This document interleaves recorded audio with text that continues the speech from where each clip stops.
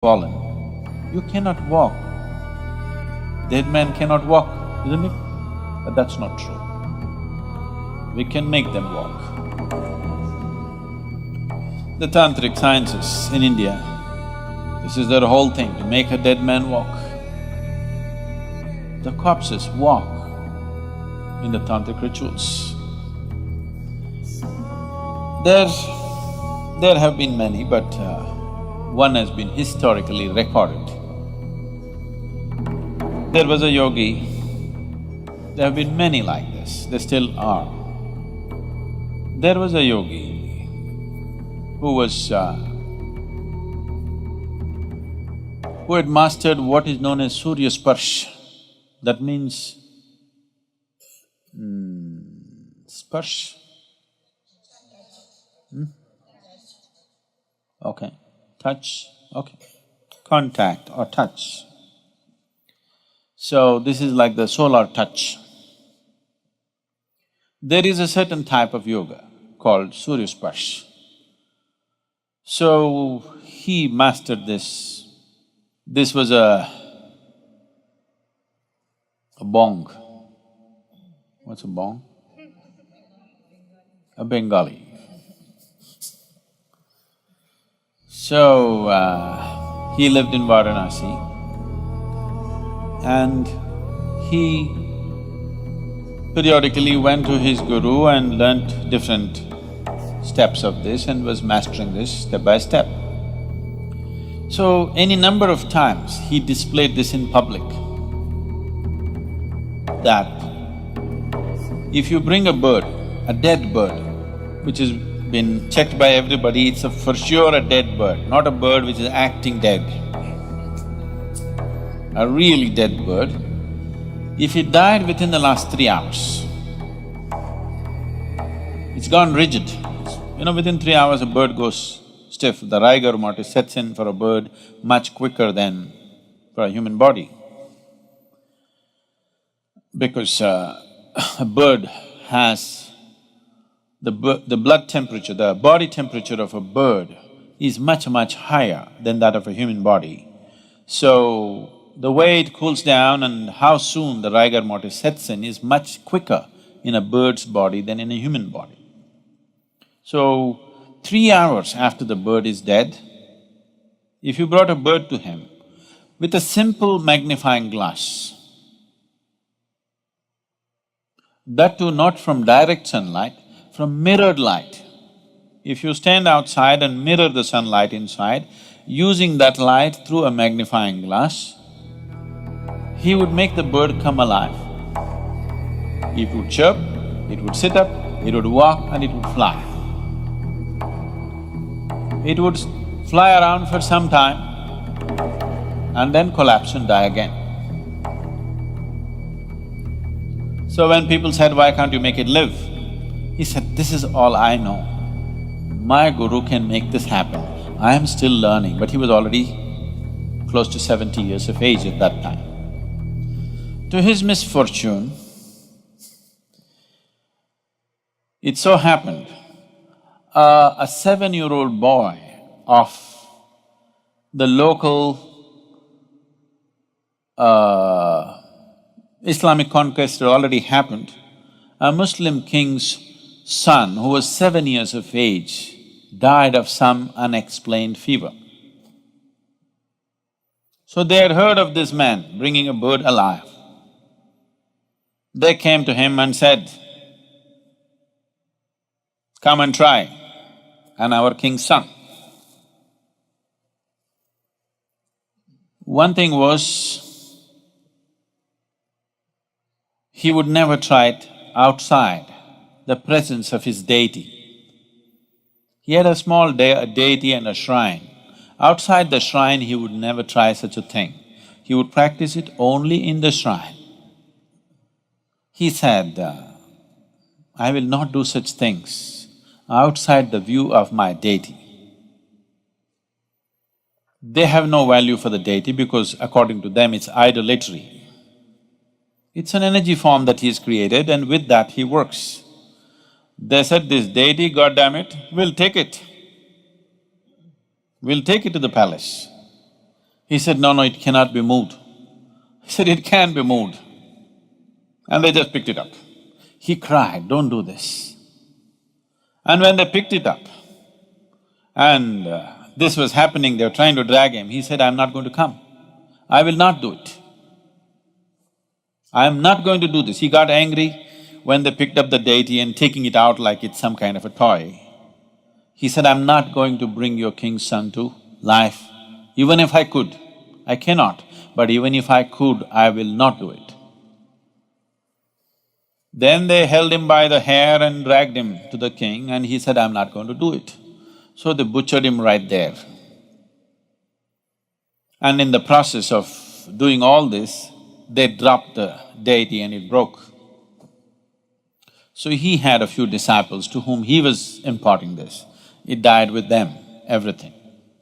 But this has been clearly recorded by very responsible people that actually any number of times he did this, that he would make a dead bird which is dead for over 3 hours to actually get up and fly for a substantial period of time, that is more than an hour's time.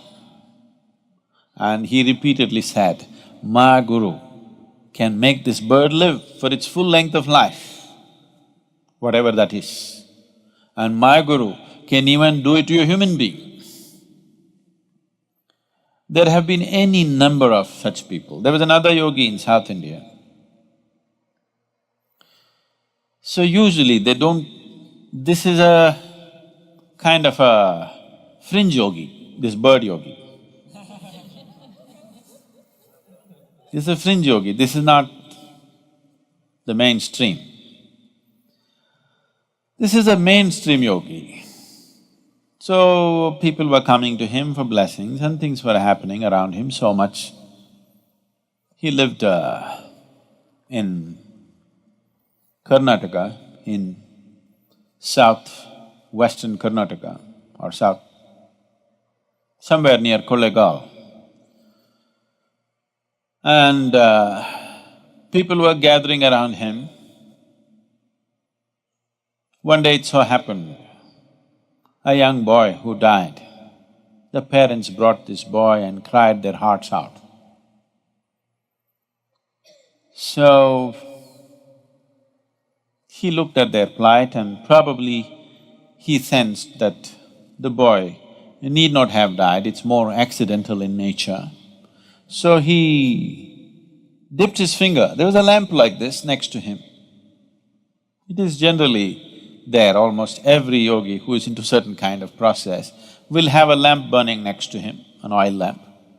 So, he dipped his finger into the oil and put it into the dead boy's mouth. And the boy came alive after some time and became perfectly all right. When somebody dies, or when somebody is certified dead by your doctor, he's not completely dead. Death happens slowly. If you are not already aware of this, where's this lady? She should know, pastor's daughter. Anybody undertaker's son or daughter? Nobody? You may already know, most of you, that after a person dies, up to 11 days for sure, most of the time up to 14 days, fingernails grow, hair grows. You know this? How many of you are already aware of this? Yeah. So, because death is happening slowly, step by step it's going, it's not yet complete. The withdrawal of life process from this lump of earth happens step by step. For all practical purposes, when it is immobile, lungs have stopped, heart has stopped, so they'll declare you dead, but not yet. So it is by using this that still the life process is still continuing, you can rekindle that and activate the system. It is by using this that the tantrics have dead bodies walking.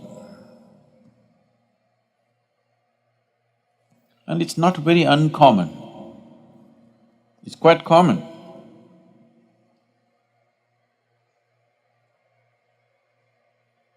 And sometimes, they will be working upon this when the cremation is on. There have been many instances, I have not personally seen, but I know people who have no reason to lie about it and they will not. Such people have actually seen a burning body getting up and walking. They've set fire to it, it's burning, but it gets up and walks. Because at that moment when the burning begins from outside, the life process retreats and there's a concentrated spaces where life is happening more intensely at that moment. They make use of that and rekindle the system in such a way that suddenly it gets up and walks. Up to 5 to 7 minutes, it's behaving as if it's alive and then falls dead, exhausts itself. So it's based on this that when somebody dies, there are rituals in India.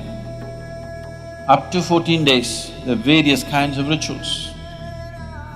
Unfortunately, these rituals have mostly lost the knowledge behind that, the power behind that has been lost, and people are just doing things like for livelihood somebody is doing it, or just for the sake of doing it, they're doing it. Very few people truly understand the significance of what it is. Because life energies recede slowly, they've gotten so deep into this, every cell in the body, it doesn't just go poof like this. Functionally it may die, but totally it does not die, it dies slowly. So we want to hasten that process. We don't want somebody to die slowly. Dying slowly can be torturous, isn't it? Dying slowly is torturous or no? So it can be torturous. So we want him to leave quickly. After he dies, first thing is to tie the toes together. You know this? You still do it or no? Tie the toes together, because if you do not tie the toes together, from the lower end of the body, it will start imbibing life. It wants to live, because all the cells in the body are not dead. They're still making an effort to live. They will try to draw energy. When they try to draw energy, certain forces will enter the body. So you don't want that to happen to your loved one. So the moment he dies, you tie the toes. Now, no external support, he will go much more quickly. And the next thing is, you wash him up with water. Because when you wash the dead, see, even if you're alive, if somebody tries to give you a bath, they'll pour water on your face, you will feel like you're being waterboarded. When you were a child, when your mother gave baths to you, because we never used showers and things, they poured water, she always held it like this for you, so that the water doesn't come here and you don't feel waterboarded. But somebody else was giving a bath to you, they just poured, children are doing like this. Yes or no? So if you just pour water over the face, this dead guy gets waterboarded. If any little activity is happening, it'll all cease. So to live gracefully and to die gracefully is very important. Death is not some strange subject that we should not talk about. It is right here, progressing for all of us, isn't it? slowly maturing, your death is maturing. One day it'll be complete.